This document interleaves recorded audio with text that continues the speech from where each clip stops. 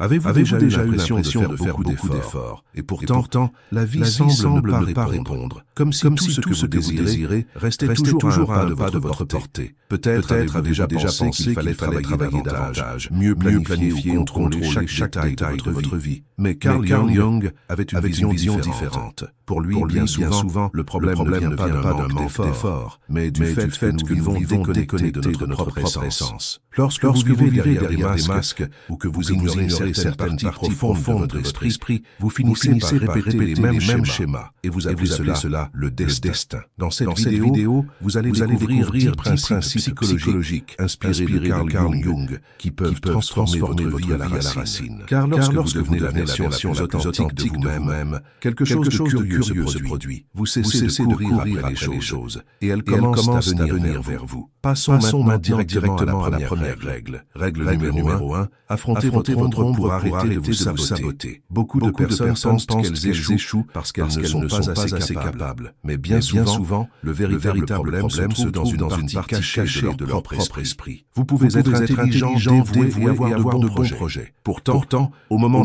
décisif, quelque chose se produit. Le doute apparaît, la peur surgit, l'insécurité s'installe. Et vous finissez par saboter votre propre opportunité. Jung appelait cette partie de la psyché l'ombre. L'ombre est formée de tout ce que vous avez appris à cacher au cours de votre vie. La colère, l'ambition, la peur, la jalousie, le désir de reconnaissance. Peut-être qu'étant plus jeune, vous avez compris que certaines émotions n'étaient pas acceptables. Alors vous avez commencé à les dissimuler. Mais ce qui est refoulé ne disparaît jamais. Ces parties descendent dans l'inconscient et continuent d'influencer vos décisions de manière silencieuse. C'est pour cela que certaines personnes répètent toujours les mêmes erreurs ou se retrouvent dans des situations similaires tout au long de leur vie. Ce n'est pas de la malchance. Bien souvent, c'est l'ombre qui agit. Lorsque vous ne reconnaissez pas cette partie de vous-même, vous commencez à la projeter sur les autres. Vous jugez, vous critiquez, vous blâmez le monde. Le problème semble toujours venir de l'extérieur. Mais la maturité commence lorsque vous posez une question honnête. Quelle partie de moi est en train de créer ce schéma? Regarder son ombre ne signifie pas se condamner. Cela signifie reprendre du pouvoir sur soi-même. Lorsque vous reconnaissez vos émotions cachées, elles cessent d'agir dans l'obscurité. La colère peut devenir une limite saine. L'ambition peut devenir une motivation. La peur peut révéler exactement l'endroit où quelque chose doit être guéri. Intégrer l'ombre est le premier pas pour arrêter de lutter contre soi-même. Et lorsque cette lutte intérieure diminue, la vie commence à circuler d'une autre manière. Règle numéro 2. Abandonnez le masque et revenez à votre véritable nature. Après avoir commencé à voir l'ombre, une autre prise de conscience apparaît. Beaucoup de choses que vous appelez moi sont en réalité des rôles que vous avez appris à jouer. Jung appelait cela la persona. La persona est le masque social que nous utilisons pour être acceptés. Nous en avons tous une. Elle nous aide à vivre dans le monde. Le problème commence lorsque nous oublions que nous portons un masque et que nous finissons par croire qu'il est notre véritable identité. Beaucoup de personnes passent des années à construire une image parfaite, une carrière stable, un comportement approprié, une vie apparemment équilibrée. Mais à l'intérieur, il existe une fatigue difficile à expliquer. Non pas parce qu'elles en font trop, mais parce qu'elles vivent contre leur propre nature. Lorsque vous vivez uniquement pour répondre aux attentes extérieures, les opportunités qui apparaissent correspondent à cette image, pas à qui vous êtes réellement. C'est pour cela que tant de personnes atteignent le succès et ressentent pourtant un vide intérieur. Retirer le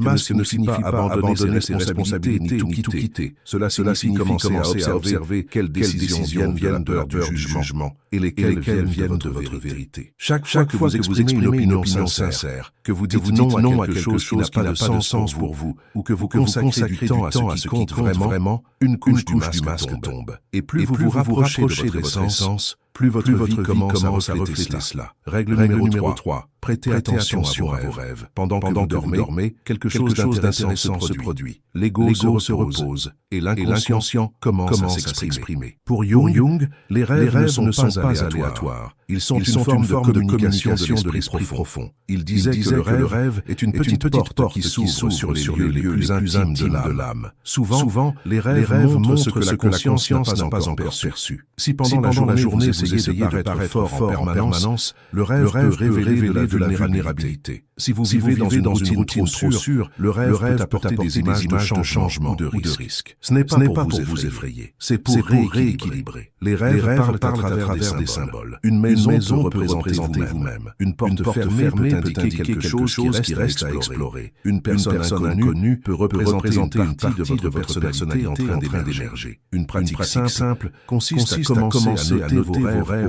au réveil, même quelques lignes. Avec le temps, des schémas apparaissent. Des émotions récurrentes, des images répétées. Et vous commencez à remarquer quelque chose d'étonnant. Bien souvent, l'inconscient indique déjà des changements avant même que vous ne les perceviez consciemment. Règle numéro 4, purifiez vos motivations. Tous les désirs ne naissent pas d'un endroit sain. Parfois, nous voulons le succès pour prouver quelque chose aux autres. Nous voulons l'amour pour remplir un vide. Nous voulons l'argent pour nous sentir en sécurité ou reconnu. Ces objectifs semblent positifs. Mais si la motivation vient du manque, vous vivez toujours dans un état de poursuite. Jung disait que ce à quoi nous résistons continue de nous contrôler. Lorsque nous essayons d'utiliser les réussites extérieures pour cacher un sentiment d'insuffisance, le problème ne disparaît pas. Il reste simplement endormi. Imaginez votre vie comme un sol. Si le sol est sec, vous pouvez planter autant de fleurs que vous voulez. Elles ne dureront pas. Il en va de même pour nos ambitions. Lorsque vous commencez à prendre soin de la racine, de votre estime de vous-même, de votre équilibre émotionnel, le désir change de qualité. Vous continuez à avoir des objectifs. Mais il cesse d'être une tentative de prouver votre valeur. Ils deviennent l'expression naturelle de votre croissance. Règle numéro 5, identifiez l'archétype guide votre vie. Selon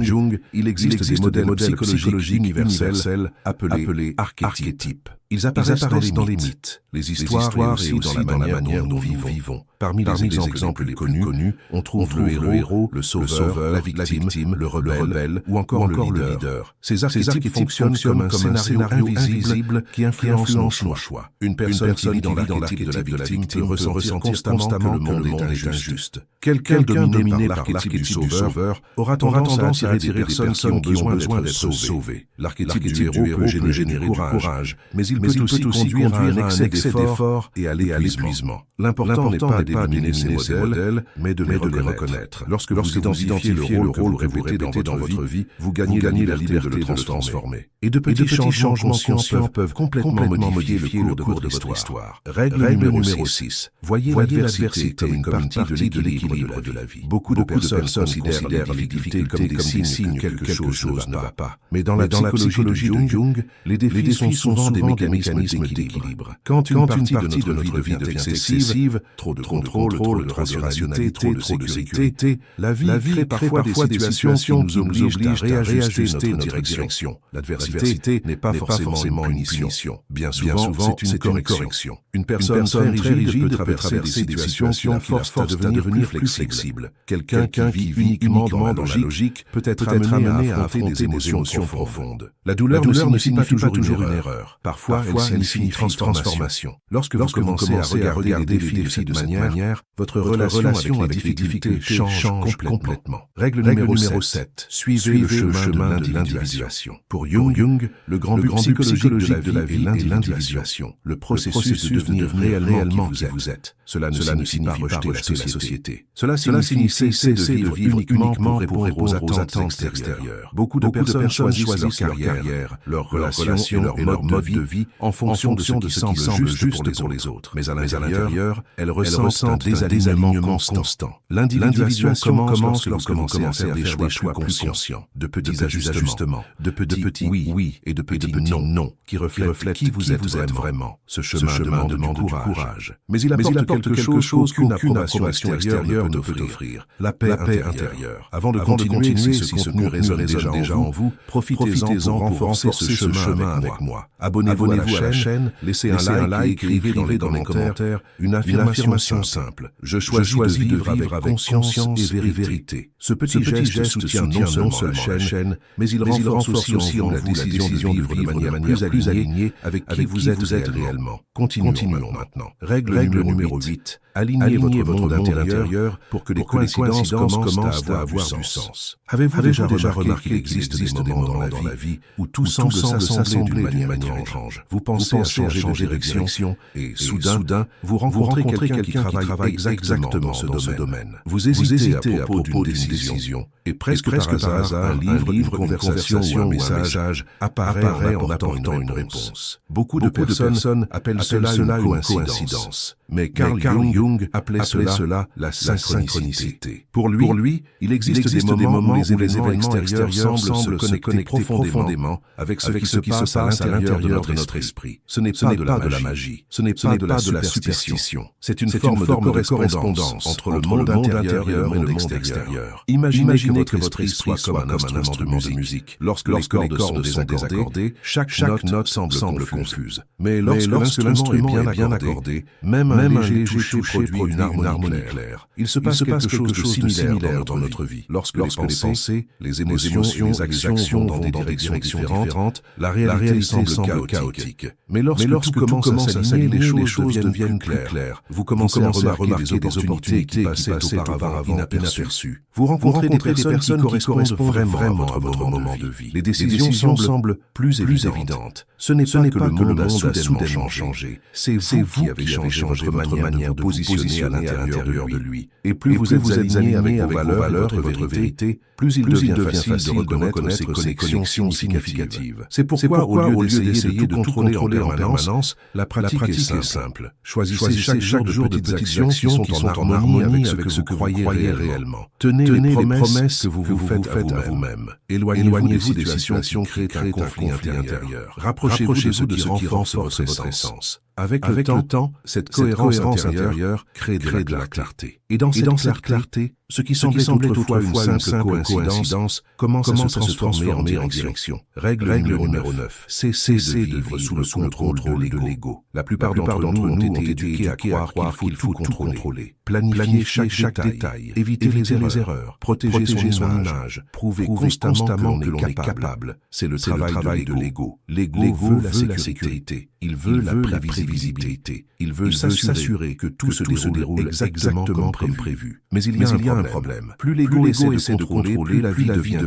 tendue. Vous commencez à vivre avec la peur de vous tromper, la peur de perdre des opportunités, la peur du jugement des autres. Et cette pression constante finit par créer un énorme poids émotionnel. Jung observait qu'il existe quelque chose de profond en nous que l'ego, le self, le centre de la totalité de la psyché. Lorsque vous vivez uniquement à partir de l'ego, vos actions sont guidées par la peur de ne pas être suffisant. Mais lorsque vous vous rapprochez du self, quelque chose change. Vous continuez à avoir des objectifs. Vous continuez à travailler et à faire des efforts. Mais vous ne ressentez plus le besoin constant de prouver votre valeur. La différence peut sembler petite, mais dans la pratique, elle est immense. L'ego contrôlant vit dans la tension. L'être intégré vit dans la stabilité. Une personne alignée avec son centre intérieur peut agir avec fermeté, sans devenir rigide. Elle peut changer de direction sans avoir l'impression de perdre son identité. Cela crée une forme de présence que les autres remarquent immédiatement. Un calme qui ne dépend pas de l'approbation. Et très souvent, c'est précisément cette stabilité qui ouvre des portes et crée des opportunités. La pratique ici consiste à commencer à observer où vous essayez de trop contrôler. Peut-être en essayant de plaire à tout le monde. Peut-être en insistant sur des résultats immédiats. Peut-être en voulant garantir que rien ne sort du plan. Respirez un peu plus profondément. Concentrez-vous sur la qualité de votre action, pas seulement sur le résultat final. Lorsque vos actions naissent de l'intégrité, le résultat cesse d'être la seule mesure de votre valeur. Et cela crée une liberté intérieure que l'ego, à lui seul, ne peut jamais offrir. Règle numéro 10. Devenez la personne capable de soutenir ce que vous désirez. Il existe une illusion très répandue dans la manière dont nous pensons aux objectifs. Nous croyons qu'il suffit de trouver la bonne opportunité, la bonne personne ou le bon moment. Mais nous oublions souvent une partie essentielle. Nous devons devenir la personne capable de soutenir ce que nous désirons. Vous pouvez désirer une relation profonde. Mais si vous évitez encore l'honnêteté émotionnelle, cette relation ne pourra pas se maintenir. Vous pouvez rêver d'un grand succès professionnel, mais si vous craignez encore la responsabilité ou la discipline, ce succès deviendra trop lourd à porter. Le désir n'est pas faux. Il exige simplement une version plus mature de vous-même. Imaginez quelqu'un qui décide de courir un marathon. La ligne d'arrivée peut être inspirante, mais si le corps n'est pas préparé, la course se termine avant la moitié du parcours. Dans la vie, c'est la même chose. Lorsque vous développez une force intérieure, discipline, conscience, stabilité émotionnelle, ce qui semblait autrefois loin commence à devenir naturel. Vous n'avez plus besoin de courir désespérément après les choses. Vous devenez quelqu'un capable de marcher vers elles. Et c'est là le grand paradoxe que Jung observait dans la vie. Lorsque vous vivez uniquement pour obtenir quelque chose, vous avez toujours l'impression qu'il manque quelque chose. Mais lorsque vous vous concentrez sur votre développement, sur votre croissance personnelle, sur la maturation de vos capacités intérieures, ce que vous désirez commence à apparaître comme une conséquence. Vous cessez de vivre en essayant de remplir un vide. Et vous commencez à vivre en développant ce qui existe déjà à l'intérieur de vous. Au fond, tout ce chemin pointe dans la même direction. Il ne s'agit pas de contrôler le monde extérieur. Il s'agit de transformer le monde intérieur. Lorsque vous intégrez votre ombre, abandonnez les masques, écoutez votre esprit profond, purifiez vos motivations, reconnaissez vos schémas, apprenez des adversités, suivez votre propre chemin, vous alignez intérieurement et laissez l'ego se détendre. Quelque chose change profondément. Vous commencez à vivre de manière plus entière. Et lorsque cela se produit, la vie cesse de ressembler à une lutte constante. Elle commence à devenir un processus de construction consciente. Et peut-être l'une des grandes leçons laissées par Carl Jung. Le destin n'est pas quelque chose qui vous arrive simplement. Il est souvent l'expression de ce que vous n'avez pas encore rendu conscient. Lorsque vous comprenez ces règles, une perception importante commence à émerger. Pendant longtemps, vous avez peut-être cru que la vie n'était qu'une succession d'événements extérieurs. Les gens apparaissent, les opportunités surgissent ou disparaissent, les problèmes arrivent sans prévenir. Mais à mesure que vous observez plus attentivement, vous commencez à remarquer quelque chose de différent. Il existe une relation profonde entre ce qui se passe en vous et ce qui se passe autour de vous. Carl Jung a consacré une grande partie de sa vie à comprendre précisément ce lien entre le monde intérieur et le monde extérieur. Il a observé que beaucoup des événements que nous appelons le destin sont en réalité des reflets de contenu intérieur qui n'ont pas encore été reconnus. Ce qui ne devient pas conscient nous tend à se répéter dans la vie comme s'il s'agissait d'une force extérieure. Cela explique pourquoi certaines personnes semblent répéter toujours les mêmes types de relations, les mêmes conflits ou les mêmes obstacles. Il ne s'agit pas nécessairement de malchance. Bien souvent, il s'agit simplement d'un schéma intérieur qui cherche à être compris. Lorsque vous commencez à regarder votre propre vie avec ce niveau de conscience, quelque chose change. Au lieu de simplement réagir aux événements, vous commencez à observer les signes que votre propre expérience vous apporte. Chaque difficulté, chaque répétition, chaque rencontre significative porte alors une question silencieuse. Qu'est-ce que cela essaie de me montrer sur moi-même? Ce changement de perspective est profond. Il vous retire de la position de quelqu'un qui est simplement emporté par les circonstances et vous place dans la position de quelqu'un qui participe activement à son propre processus de croissance. Cela ne signifie pas que la vie devient immédiatement plus facile. Les défis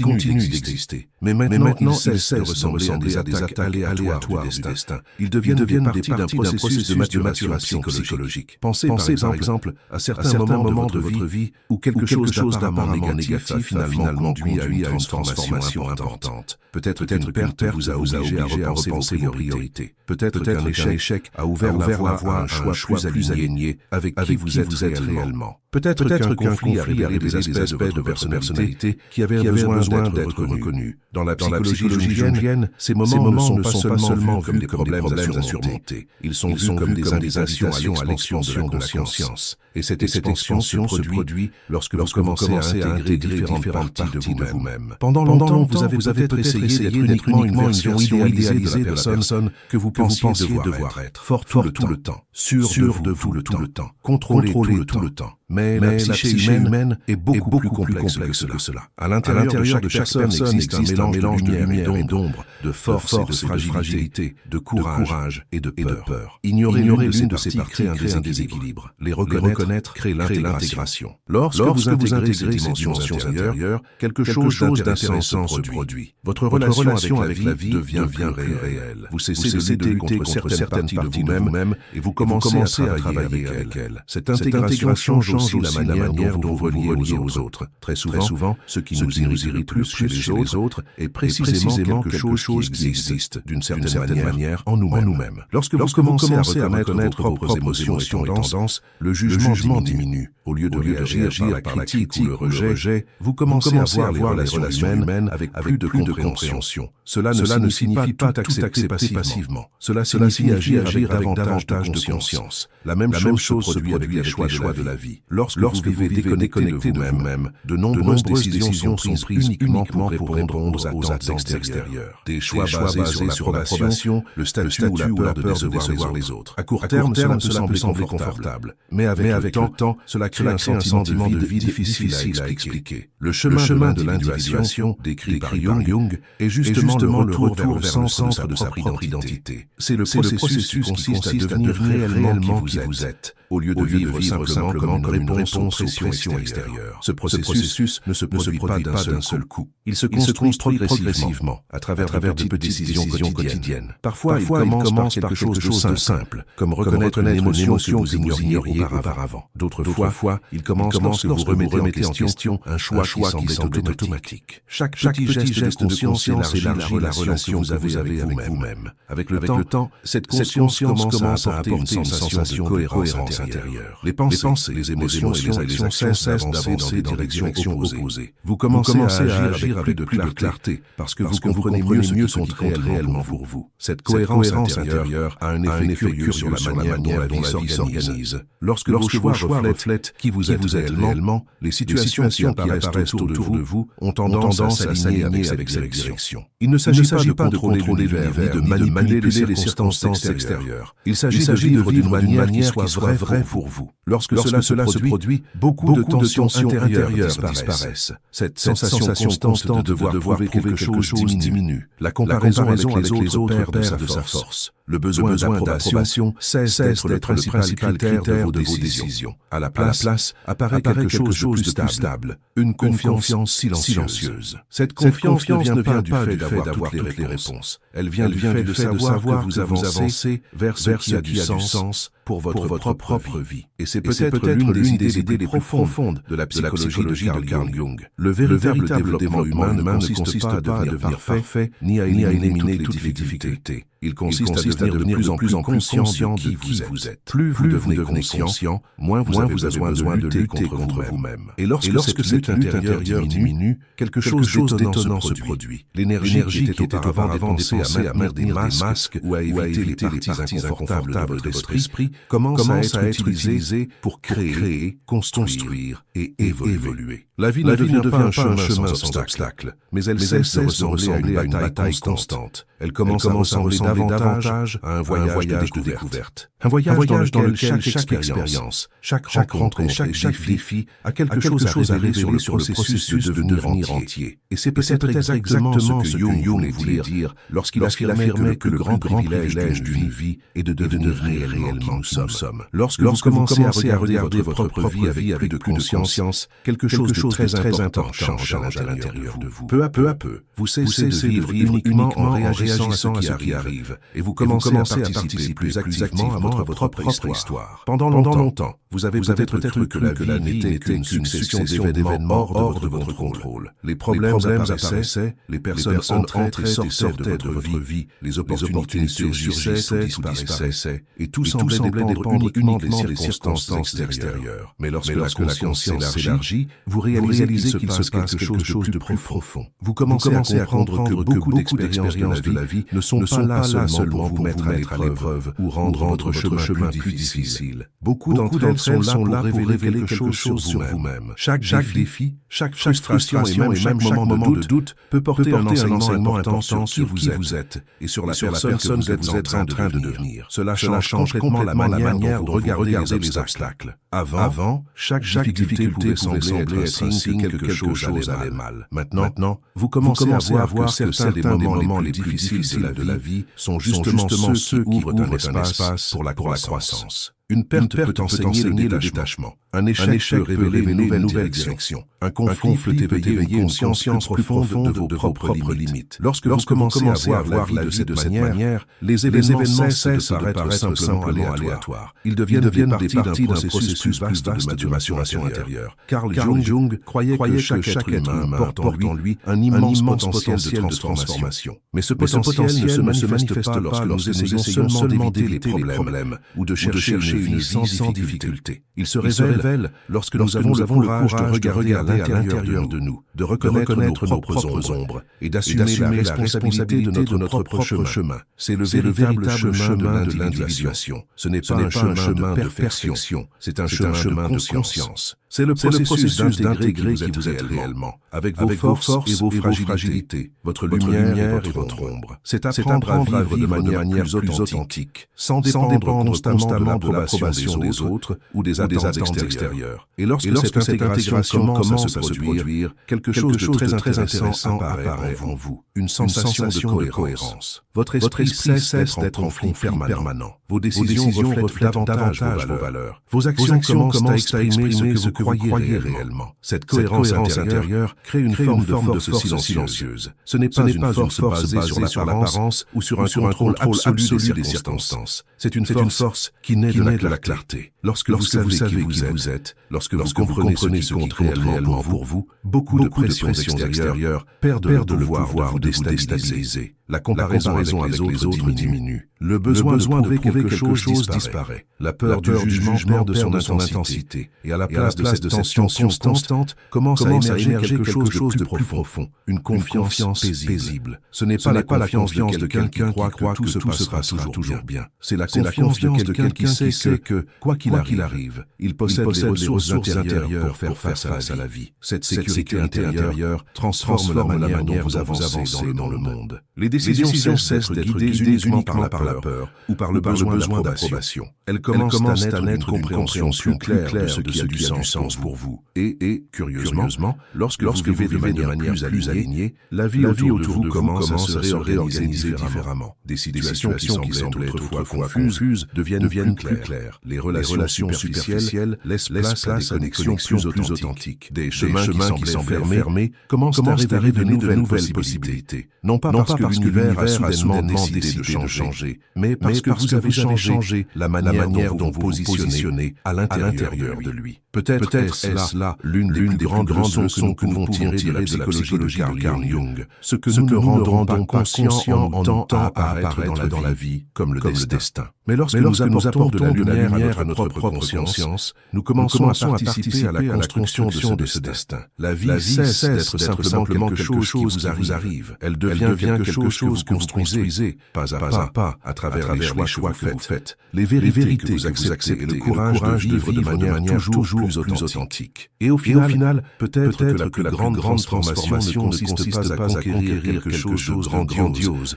ou d'extraordinaire. Peut-être se trouve-t-elle dans quelque chose de beaucoup plus simple et profond, dans le fait de devenir enfin qui vous avez toujours été, avant que les attentes du monde tentent de vous façonner dans une autre direction. Car lorsque vous vous reconnectez à votre essence, lorsque vous vivez avec de vérité, de conscience et d'intégrité, quelque chose en vous trouve la paix. Et c'est à partir de cette paix intérieure qu'une nouvelle histoire commence à s'écrire. À la prochaine vidéo. Avez-vous déjà eu l'impression de faire beaucoup d'efforts et